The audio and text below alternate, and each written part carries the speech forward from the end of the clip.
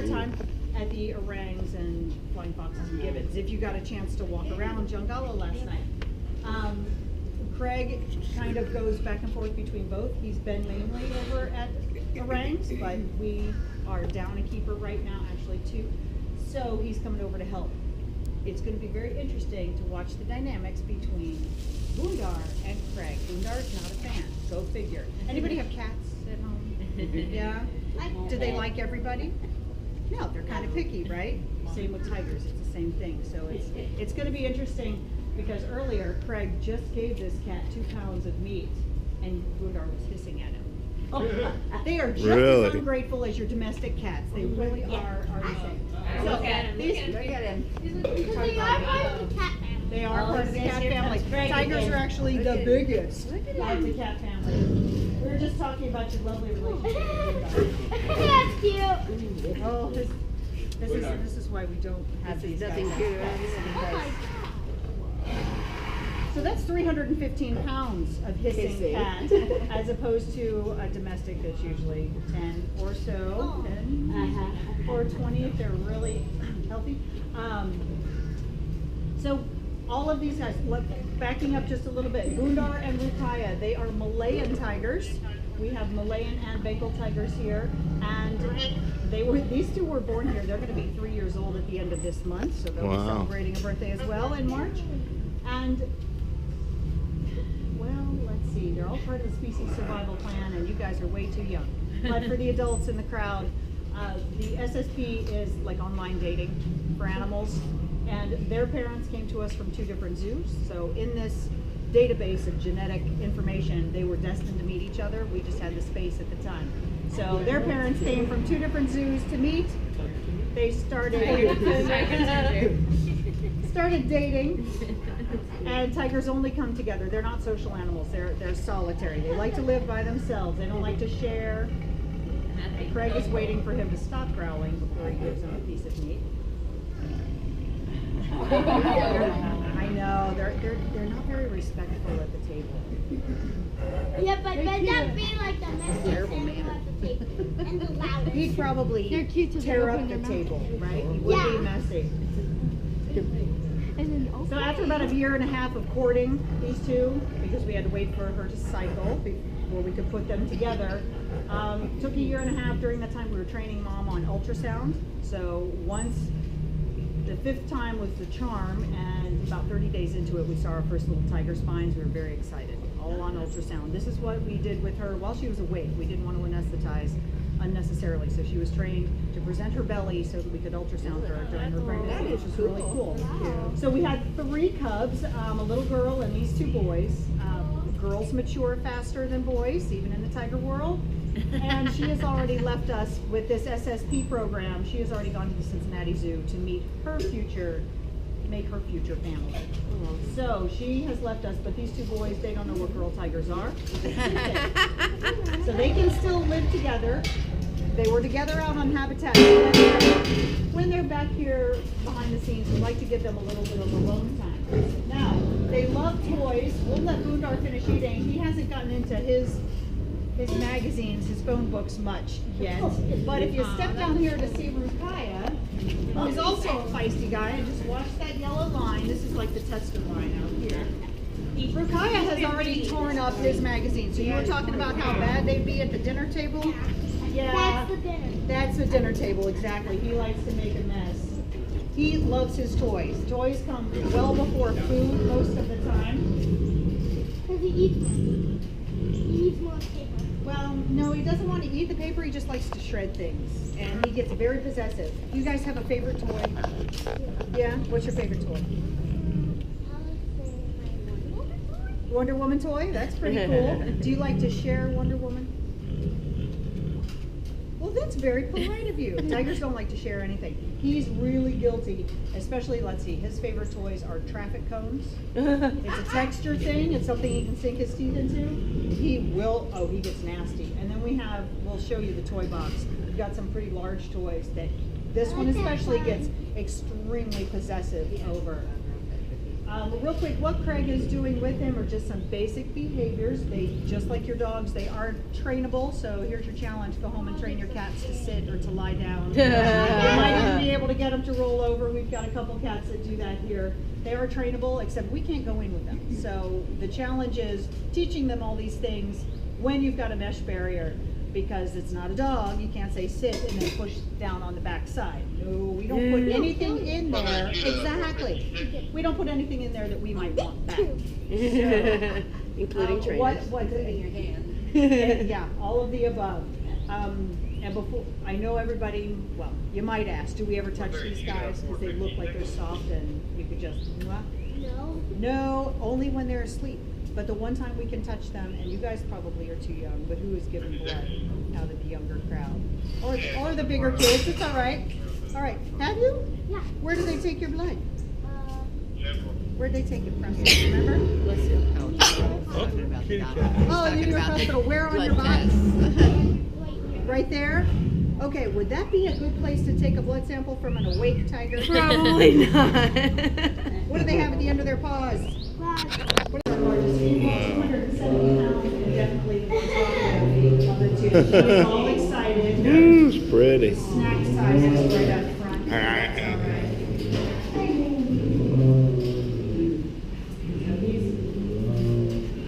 Okay, that sound right there. Tigers do not purr, but they make that chuffing sound. And that is their way of saying no. So you have to learn how to chuff.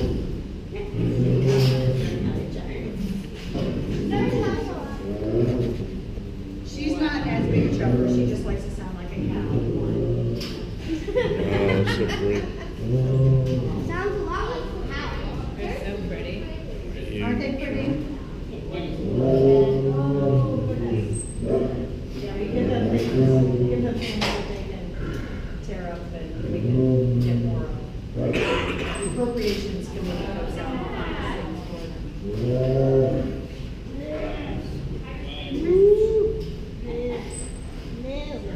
Little paws. Little paws. Big paws. And big paws. Our face. And how big he is. Oh my God. Wow. Makes you want to scratch that belly, right? Just one time, just really quick before you. That has to be hard. What's funny is when King goes up like that, a lot of the girls that I work with are shorter. I can't reach, so King adjusts. He's not totally up and trying to. She looks kind of She's kind of a dirty woman. It's kind of like your hair color is different from your hair color is different from your hair color. Everybody's got different brown hair, but it's all brown hair. She's a blonde, but she's like a dirty blonde. And he's just dirty. He came in, he had obviously been in the water, and then he laid in the dirt. These two came to us when they were 3 months old from a zoo in Louisiana, the Alexandria Zoo in Louisiana. And they were reared by the keepers there, and we continued that here, which means we were bottle feeding them. Does that mean we still want to go in with 380 pounds of teeth and claws? Not so much. Not so much. He may want to play, and we wouldn't. Oh, look at me. We might come out with broken. Look at me. Yes. Yes, we can be in uniform, or we don't have to be in uniform. I've been in the park just in regular clothes, and I can just stand there and look at them, and I can see them all of a sudden stick their noses to the air. So they'll recognize scents, they'll recognize voices, and they ignore a lot too. Yeah, They've got he that, He was what am I doing? Selective hearing, thank you very much. And The attitude. oh, fully loaded with that, and some have more stuff. When you walk in, everybody asks you, how do you tell them apart? And a lot of it's personality. Because Budar and Murkaya look very similar, but Budar has more of an edge to it than Bruda. Yes, that's Now notice how somebody, when they go to use the split hand for feeding, he has to lay down. All of our tigers have to lay down to the side of it, because again, you're looking up in and you want to be safe, and they have to light. No grabbing at the table either. So Miss Laney is ready. Not that she hasn't already had 3 pounds for walking into the house this morning.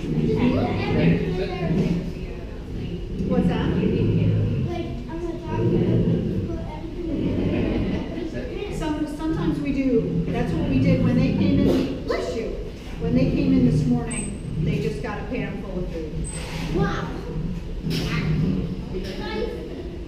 She is feisty. That a little bit of She does know her paws. She's just.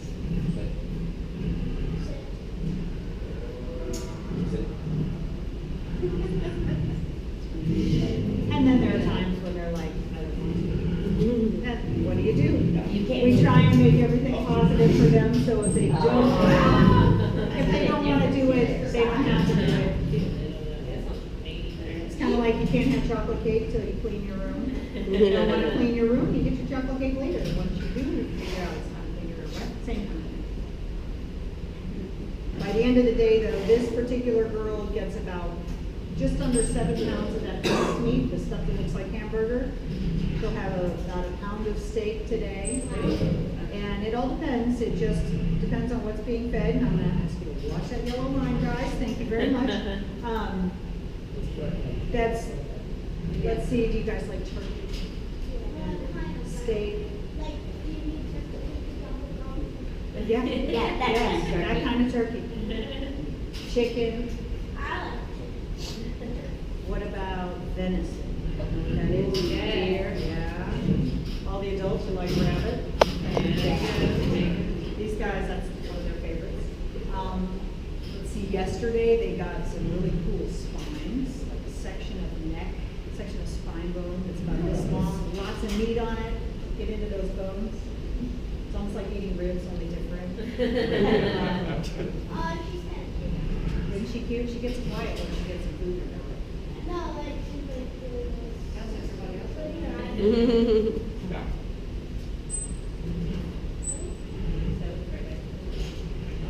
What other questions do you have? Yes, ma'am.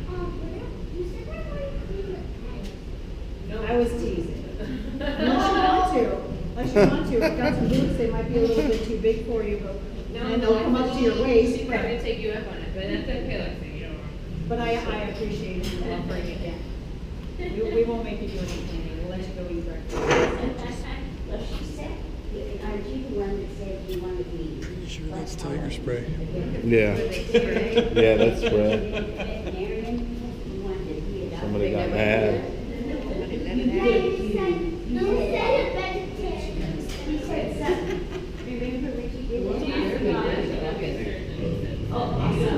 On animals or people? Oh, no, it's kind of cool. I'll tell you a big story I forgot about, talking about being a surgeon. Lainey did a physical exam. Oh, wow, 2 weeks ago, 2.5 weeks ago now. And we went ahead and did this full exam on her because we noticed she had a broken tooth, broken canine. So we also called in the dentist. And this dentist he works on people, but he comes in and works on the animals here and over at Lowry Park Zoo in town. He takes care of a lot of us zookeepers too. My dentist was for over 20 years. So anyway, Dr. Geiger came in and gave her a root canal on that broken tooth. So I should have asked Craig to have her open her mouth because her lower left canine was the one that was broken. So he had to go in there and do a root canal. That was the coolest thing when you got in there. It was almost like pulling a worm out of her tooth, the whole nerve. It was so cool to watch. I imagine they got to be under general for that. Oh, absolutely. Okay. They're out cold. They're out cold. Oh, yeah. I know we we got got Let me go play in the mouth of these sharp teeth. I didn't explain that. Up in that area where the scale is, we do all of that up there. So they come in, they're in that area, we can hand inject them with the anesthetic, they fall asleep right there. Goodness sleep before we open doors and we load them onto a stretcher, intubate them here, and then take them up to our animal care center. And yes, that's when we are covered in cat hair, because that's when we can get all over them. Not just their tail. So she got her root canal done and she's been much happier ever since. Her tooth feels much better. What if they go together? In here, we like to let them have their own room. Out on the habitat, they can go together because it's more space. But in here, it's kind of small spaces. It's just a bedroom, so we let them have their own time. And this way, in about 15 minutes, she's going to be flat out sound asleep because it's air conditioned in here. And she likes the pool, she actually likes the pool of cement rather than being on a bed. But she'll be out cold asleep because she's got to catch up on all her cat naps that she may have missed overnight while running. So, all right, come on down, we'll meet some more. And again, we just have to watch that yellow line. That scale area, that wall, That wall all the is way down to the front of the house. And comes out onto the habitats. I can wonder why she's there. It's not in jail. Because she like Watch the line, please. So this is Zara and her brother Sohan. He is our second largest male. He is She's big. She's also second, I guess, too. She's about 250 pounds. He's 365 right he's now. big. And again, he's a big shelter too. I don't know, you're a good boy. Really good boy. We don't go in there to find out. I wouldn't want to know. These two tigers came to us from Texas when they were a year old. They're going to be 10 years old in a couple days. More March birthday cats. And very, very, very sweet. I think so. When you do the art stamping, like she got the piece of art for her birthday last night, how do you do that? You just put the paper in there with the paint, or? We do, and if he weren't in here, we could set it all up and do that demonstration. She's getting excited. May I possibly do him since he's going out on Habitat, because I'd like to work a session. I don't have my whistle, but that's all right. Thanks, but I'll let you do perfect. We are working with a lot of our cats. She gets real excited too, she's super vocal. But we're working with them so that we can expand our husbandry with them. So rather than just touching the tail while they're awake, we'd like to be able to touch other parts of them and see what's going on. Especially with our older cats, we have 3 15-year-olds that we don't want to have to use anesthesia with all the time if we need to check something. So we're working with those 3 girls on ultrasound training as well, just like we did with our pregnant female. We want to be able to look at kidneys and liver and all of those kind of good things without having to use anesthesia. And if we can do that via ultrasound, great. To get that, though, we need them to either press up against the mesh or present different body parts. Bless you. So, we're working on that as well. Again, what kind of cats do you have at home? Males or females? Sorry, I totally distracted you. Did you see that? Yeah. For those of you that have cats, have you noticed that males or females are different personality-wise, attitude-wise? What have you seen? Females can be more. Yeah, the females are more, a little bit the males, like cat's eyeballs. They're more catty. Males can be more They're the playful. ones that want to be on you, around you. It's not much different with tigers. They are so similar to a domestic cat. They walk around with that aloof attitude. You should be grateful you are here to clean up after me and feed me and take care of me. It's that kind of an attitude. But as far as this excitability, Lainey was vocal. Zara's very vocal. The 2 boys are just, what's up?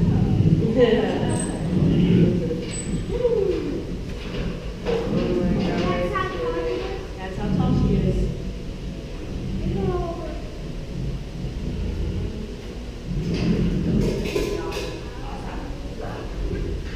All right, I'm gonna let you take over and I'm gonna grab my whistle real quick so I can work in. Is that cool? All right. Excuse me. Alright, so I heard pretty much everything Jody was saying was all a lie. These guys are actually related to the 2 that we aren't seeing today. They're on the other side of the house. And it's really kind of a difference, other than the food being here. These guys, they don't mind us being in the person's space. They give us that happy tiger sound, that chuffing sound you were talking about.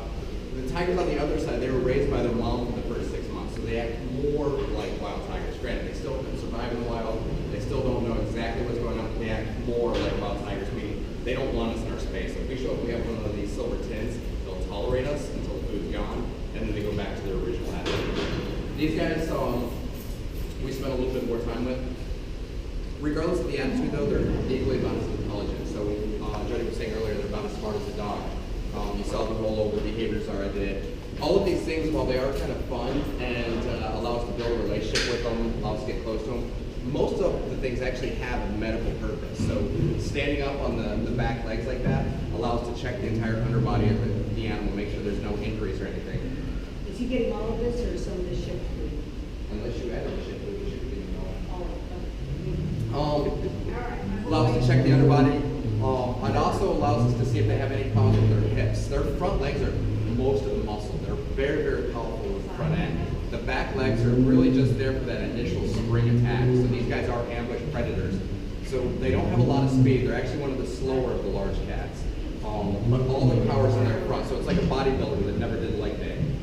If you look at them, they have from the top, they have a very wide front and they taper down. So their back, you can see their hips. That's the way it's meant to be. So that way they get down in a crouch and they spring out, and all that power is meant to grab onto something and hold it. So most of these things are for husbandry behaviors or making sure they're healthy, free of injury. What Jody's doing here is she's getting him to line up against that mesh, and she's using the back scratcher right now, but the goal is to be able to touch them, because some of these guys actually do want to relate with us. So when we come in the morning, once we have food, because it changes their attitude a little bit, they'll do that thing that cats do where they come up and they rub against you, especially the face, or they just grind their face, and they'll do that to the mesh because they do want to interact with us. So we're trying to be able to increase that behavior.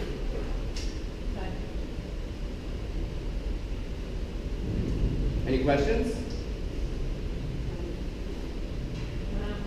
This is cool.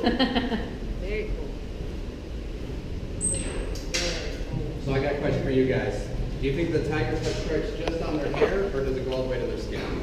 Oh, that's a good question. Yep, all the way to the skin. Yep, you shave that tiger, you're going to see the stripes. Right on. Really? Absolutely.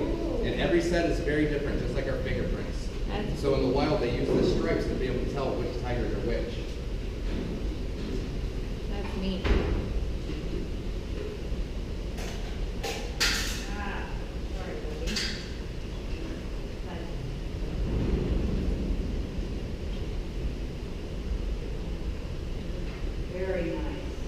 That's So cool. you guys, this is kind of that training process that you're seeing right now. So this is how we go through the entire process to be able to complete a behavior. So he started off just following Jody's hand. So you see in the beginning, she asked for her hand to the side.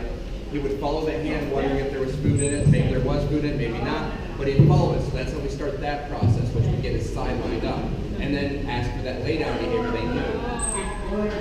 That's neat. So everything's baby steps with these guys. It's kind of like working with kids.